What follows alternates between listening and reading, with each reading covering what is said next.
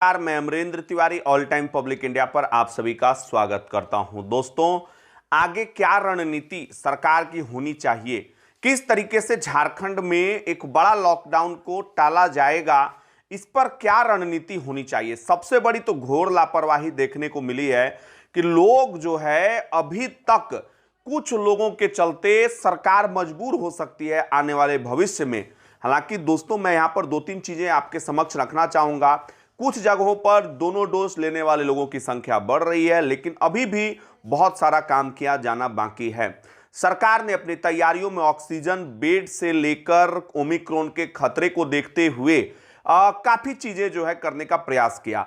जांच बढ़ाने की दिशा में सरकार लगातार काम कर रही है, हालांकि अभी भी पूरा असर जो है देखने को नहीं मिल रहा है और यह पूरी जिम्मेदारी तय होनी चाहिए इंसिडेंट कमांडरों की, और साथ में लोगों को भी समझना चाहिए कि हमारे लिए क्या जरूरी है। जरूरी यह है कि हम लगातार बेहतर झारखंड के लिए काम करें और लोगों के मन में भ्रम की स्थिति नहीं होनी चाहिए।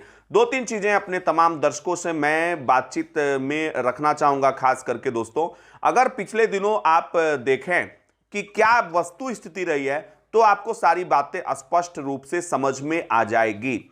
कोरोना के केसेस धीरे धीरे कम होने लगे थे और अचानक से झारखंड में कहें तो कोरोना केसेस बिल्कुल नगण्य हो गए थे। लेकिन अब ऐसे में सवाल यह उठता है कि भविष्य के लिए ओमिक्रॉन कितना बड़ा खतरा झारखंड के लिए साबित होगा। इन सारी चीजों ये सारी चीजें जो है डिपेंड करेगी कहीं ना कहीं जो कोविड के केसेस हैं वो किस तरीके से निकलते हैं और उससे पहले की जो तैयारियां हैं, मसलन टेस्टिंग और ट्रैकिंग, ये कितना सही से होता है।